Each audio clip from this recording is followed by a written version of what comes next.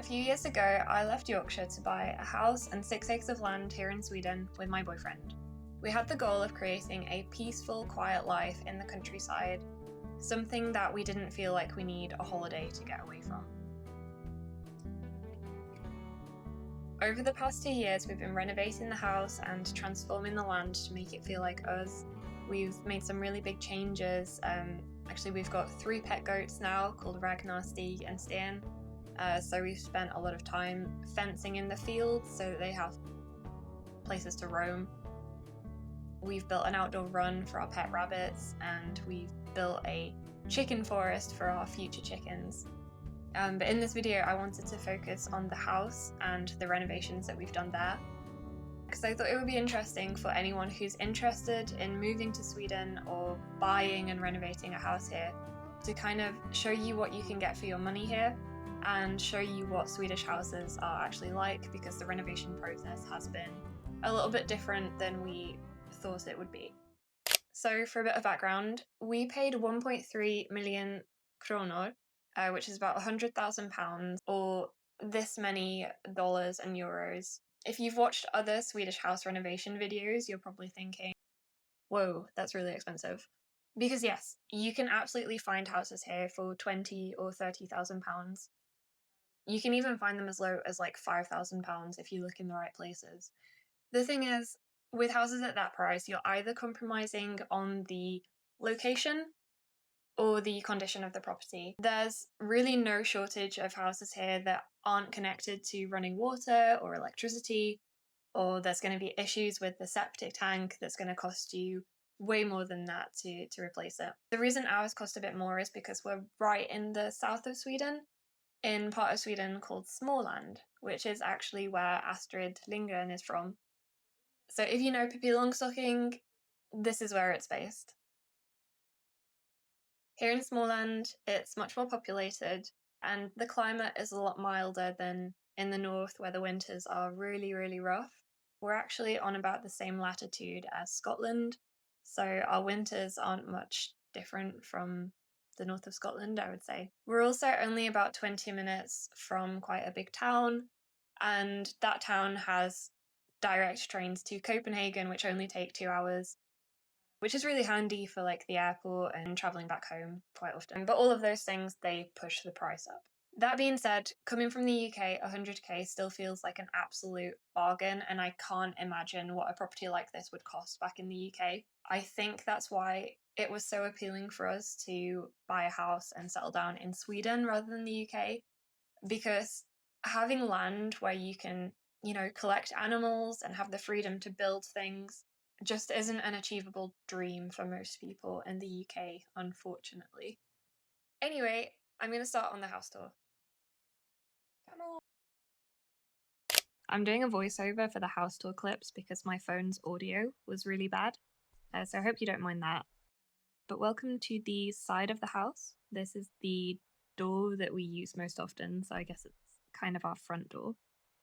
And it takes you into this mini hallway where we keep our shoes and our coats, and it leads directly into the kitchen, which is on the right there, and the bathroom, which is right in front of you.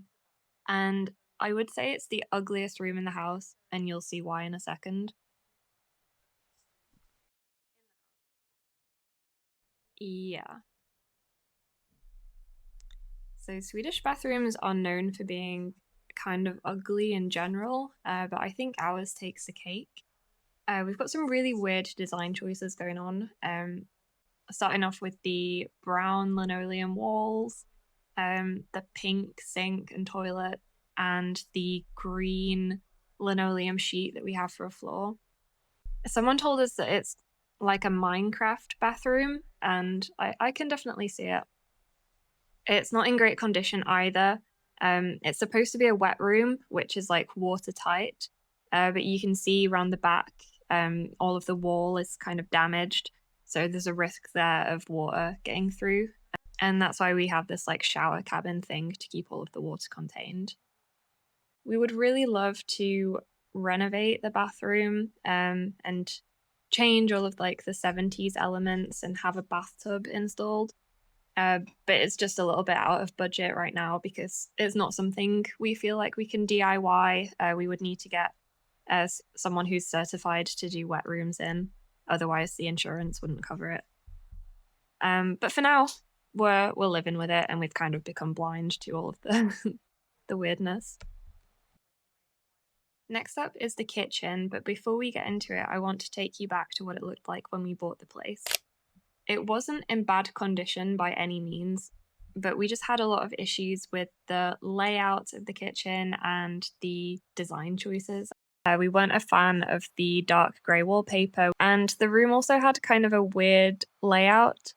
It had this doorway that led directly into the room we used as our downstairs bedroom. One of the first things we did when we moved in was to take down the grey wallpaper and try and make the room feel warmer, um, and then to close up this doorway. And whenever I do renovations like this, I like to do a little doodle on my phone to imagine how it's going to look. We also got a dishwasher that someone was giving away for free because before then the kitchen didn't have a dishwasher, which was insane to me. But yeah, we got to work closing up the doorway, which wasn't actually that difficult. We just had to put some wooden, what do you call it, wooden studs across, and then we filled it with drywall and insulation in the middle. And then here you can see the door getting closed up from the other side. This is the room that we use as our main bedroom. And then we just use some plaster and spackle to kind of finish it off. And I don't think it looks too bad.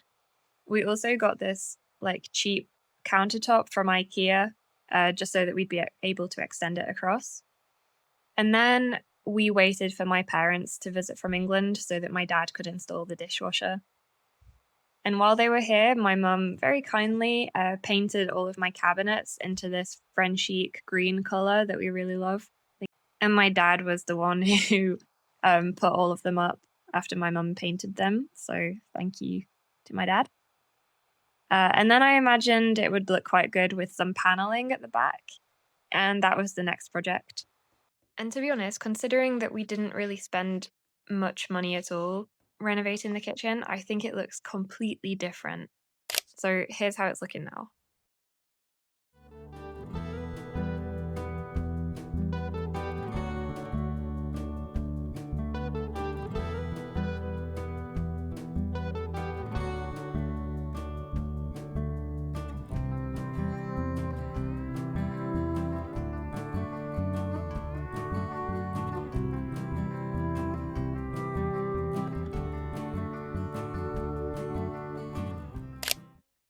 The next room in the house is the utility room, which is just left of the kitchen. And it's also kind of an ugly room, even though it's probably the most expensive room in the house. And that's because it contains our geothermal heat pump, which I think is so cool. I really don't understand why houses in England don't utilize geothermal heating because it just seems like such a life hack. The way that I understand how it works is that you use the natural heat of the earth to heat up your water. So we have pipes going like 30 meters down into the ground, and we pump the water down those, and then the earth heats it up when it's at the bottom, and then it comes back up, and then it runs around your radiators and your hot water system in the house. Just like an incredibly efficient and cheap way to heat houses. And I'm very thankful to the previous owner who installed this in the house. We also have a heat pump, which is also quite efficient. I'm not sure how they work, but yeah. This is also the room we have our washing machine in, and we have our fuse box, which is this like very old Swedish style of fuses where you have to change out these little knobs whenever a fuse blows. I was kind of scared of it at first, but I've gotten the hang of it now. The next room in the house is my favorite, but again, I want to take you back to how it looked when we first moved in. The living room actually had the lowest ceilings in the entire house, We could tell from the start that the ceiling was made from some kind of fabric because it actually drooped down in the middle of the room and would graze my head as I walked through the room. But it just made us think that there must be something hiding underneath. Shall we take this down? I feel like it's kind of a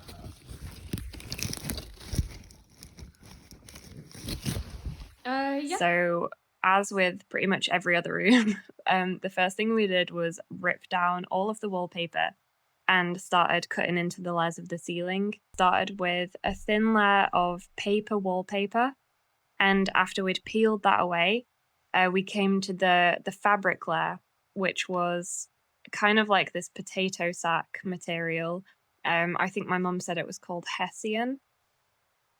So we got to tearing down this layer of Hessian.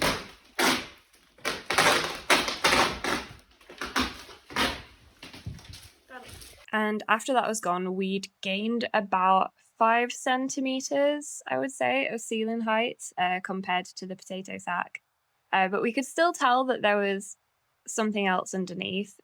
So we peeled back another layer of paper and we found these huge planks. And we were going to keep that. We were going to sand them down and maybe paint them again. But someone tipped us off that there might be some really old rustic beams if we just take those planks down. So we cut a little hole in to see what was underneath, and it looked like there could be. So we decided to chance it and get to work taking down the planks. Well, that's good.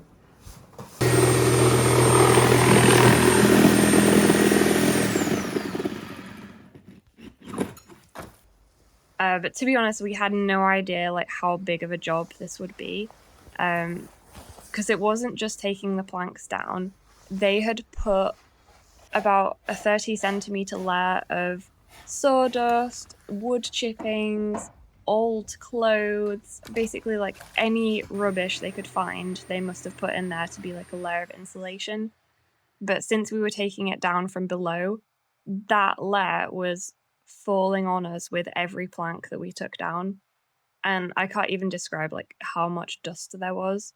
We were cleaning that dust off for months after this.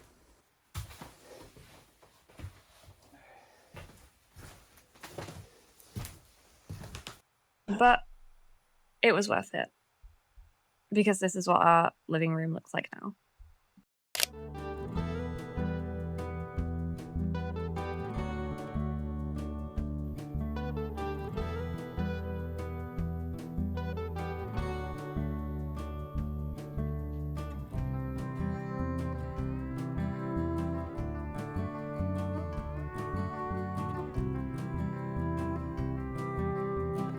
I didn't really talk about it in this video, but we also got a wood-burning stove installed recently to try and help with the coldness in winters. And I also want to give a little shout out to my lovely neighbour who painted both of these paintings that we have in the living room. I just think they're very cool and colourful, and I really like them. Okay, moving on from the living room, we're going to enter into this little hallway slash staircase, stairs. Yeah, you can see the stairs. And this room here is our bedroom. This is like our main bedroom where we sleep downstairs. Not much to say about this. We basically just like tidied it up and put in a little IKEA wardrobe, which we have yet to install doors on. You can also see that was the spot where there used to be a doorway going to the kitchen, which we closed up. But yeah, that's it. It's just a bedroom. And then we're going to go up the stairs. On my parents' most recent visit to Sweden, they painted it this sage green color. And my dad installed this boating rope as a handrail. I think it looks super nice. And then upstairs, we just have 2 bedrooms. They're very small kind of guest bedrooms that we use as a little bit of a dumping ground at the moment. But they're very cute and functional. So this is like the little landing area. And we'll go into the second guest bedroom, which is a little bit bigger and a bit nicer. It has a nice view over our back garden. And to be honest, these rooms were in good condition. I don't have much to say about them. The only thing is, this little side room in one of the guest bedrooms is very creepy. It's covered in old newspapers from, I think when I looked at them, they were from like between 1910 and 1920, which is kind of crazy. It's also got this little window which has a great view to spy on people walking past the house.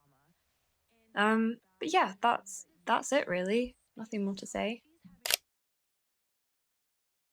So that was the past 2 years of house renovations in a nutshell. I really hope you enjoyed watching it or it was interesting to you in some way. I might do another video to show like a land tour if anyone's interested in seeing like our goat setup or our vegetable garden or just like any renovations that we've done outside, because it's been quite a lot to be honest. And we also have a lot of outbuildings that I didn't really talk about, like the garage, and we have like an old bunkhouse, and a huge old barn that's about to fall down. And going forward, I would love to share like projects that we're working on in real time here on YouTube.